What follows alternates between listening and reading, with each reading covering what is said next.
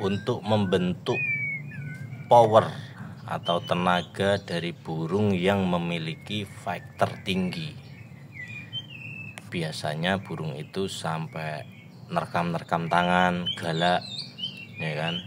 Nah, cuman burung itu ndak bisa dapat powernya.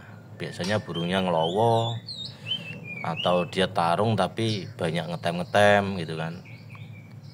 Terlalu fight gitu loh. Bahasanya itu terlalu fight.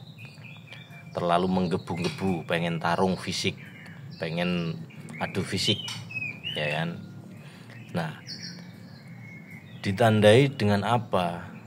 Burung itu ditandai dengan kemampuan makan ekstra foodnya banyak. Ya. Kemampuan makan ekstra foodnya banyak. Cuman kalau kita memberikan ekstra fooding banyak, burung itu fighternya semakin menjadi-jadi, semakin nyerang gitu loh. Ya. Kita kasih jangkrik banyak, dia semakin nyerang, semakin ganas. Nah, kemudian bagaimana sih cara kita membentuk powernya supaya burung itu bisa terbentuk powernya tapi fighternya tidak ikut naik atau emosinya dia tidak ikut naik. Karena akan percuma jika kita membentuk fighter burung, membentuk tenaga burung, ya kan? Jika burung itu dalam kondisi emosi tinggi. Jadi emosinya itu harus kita turunkan dulu, emosinya harus kita redam dulu agar extra fooding yang masuk itu bisa menjadi power, bisa terbentuk jadi tenaga. Nah, caranya adalah kita mandikan dia. Kita mandikan basah kuyup, ya kan. Setelah dia mandi basah kuyup, kita berikan buah timun yang dipotong kecil-kecil untuk membuat emosinya drop. Dengan mandi emosinya kan sudah drop nih, ya kan. Secara suhu tubuhnya pun sudah turun. Nah, setelah mandi kita berikan buah timun yang membuat suhu tubuhnya menjadi dingin. Sebetulnya bisa kita berikan buah-buah lain, misalnya seperti apel juga bisa. Intinya sesuatu yang memiliki sifat dingin supaya suhu tubuhnya turun. Nah, ketika suhu tubuh sudah turun, barulah kita berikan pengkondisian untuk mengkondisikan tenaganya. Barulah kita berikan extra fooding banyak. Itu.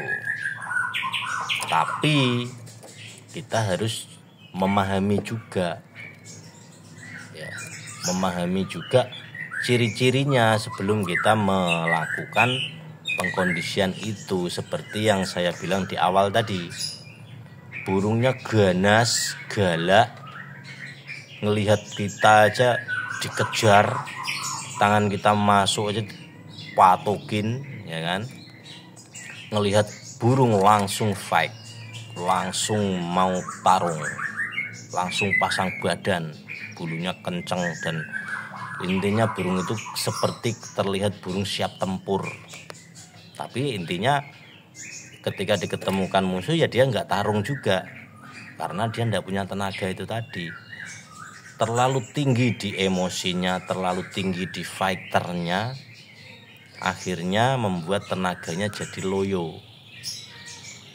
Makanya kita harus kondisikan dia dulu, ya, dengan cara menurunkan fighternya, membuat suhu tubuhnya rendah supaya powernya nanti bisa terbentuk gitu ya. Ya, tuh. Jadi kita ngerawat burung itu nggak asal-asalan kita ngerawat, ya. Jadi ada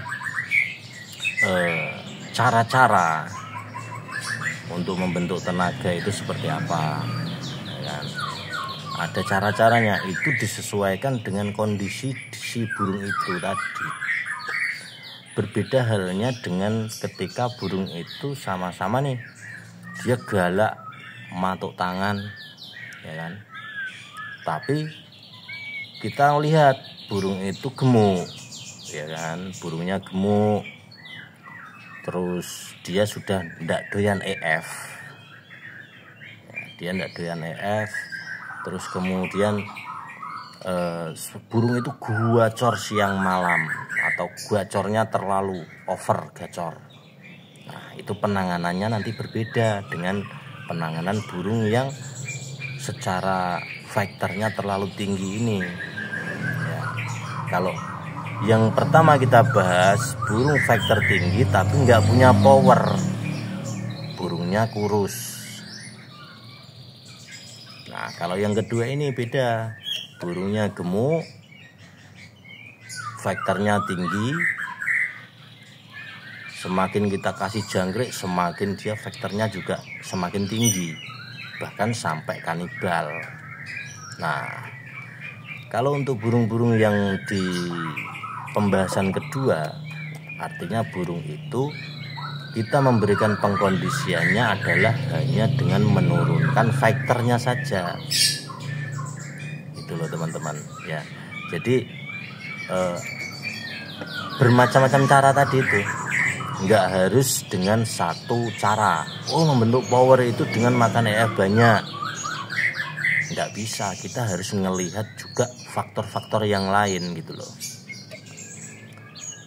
Kelebihan EF nggak jadi power, kekurangan EF juga nggak jadi power. Intinya kita selama pengkondisian itu kita mencerna, kita mengevaluasi apa sih yang dibutuhkan burung itu, apa sih kan gitu. Apakah harus menurunkan faktornya kemudian membentuk powernya dengan EF banyak, atau cukup dengan menurunkan faktornya dan memangkas extra fooding yang selama ini kita berikan. Nah, ini menjadi pembeda. Ada juga lagi burung yang ketika pengkondisian dia harus makan extra fooding banyak, tapi dia harus sambil dijemur. Nah, ciri-cirinya gimana?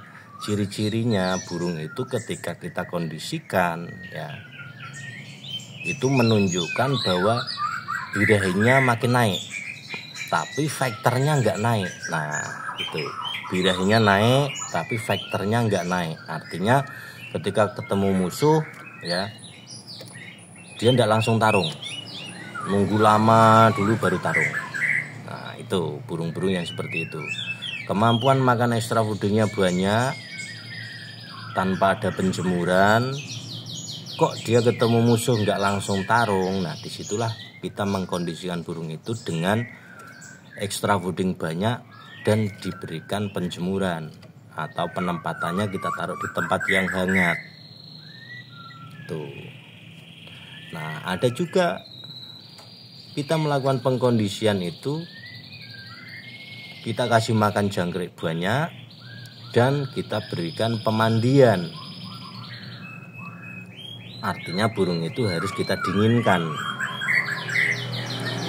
Biasanya ditandai dengan ketika kita memberikan extra fooding banyak dan kita berikan penjemuran, burung itu bulu punggungnya pada keluaran semua, dan terlihat juga bahwa burung itu emosinya naik terlalu tinggi. Nah, itu untuk burung-burung yang ketika mengkondisian dia harus didinginkan. Nah, jadi banyak faktornya, banyak caranya gitu. Makanya ada yang namanya perbedaan karakter itu di situ. Bagaimana cara kita membedakan karakter burung kita itu? Burungnya masuk kategori apa? Gitu loh. Apakah kategori faktor tinggi dengan EF rendah, atau faktor tinggi tapi dia butuh EF tinggi, ataukah burung faktor tinggi yang harus diberikan extra fooding banyak dan didinginkan. Nah, Jadi ada pembeda-pembeda di sana. Makanya saya membuka kelas, makanya saya membuka privat khusus untuk teman-teman yang berlangganan saja yang bisa mengaksesnya. Ya, di situ nanti ada pembeda-pembeda masing-masing karakter dengan ciri-cirinya masing-masing. Jadi nggak bisa kita serampangan memberikan perawatan burung. Ya. Jadi harus ada pemahaman, harus ada ciri-cirinya. Kita harus paham efek extra fooding yang kita berikan seperti apa pada burung. Efeknya ketika dikasih kroto apa, efeknya ketika dikasih ulat hongkong apa, burung mana yang harus makan kroto, burung mana yang harus makan jangkrik, dan bagaimana perawatannya, dan burung mana yang harus makan ulat hongkong saja tanpa diberikan kroto dan jangkrik. Nah, perbedaan-perbedaan karakter itu hanya saya bahas di khusus video berlangganan. Atau teman-teman yang mau berlangganan silakan berlangganan, mengikuti live streaming yang saya lakukan, ya, menyimak video-video yang sudah saya posting di khusus yang berlangganan saja. Oke teman-teman, terima kasih, semoga bermanfaat.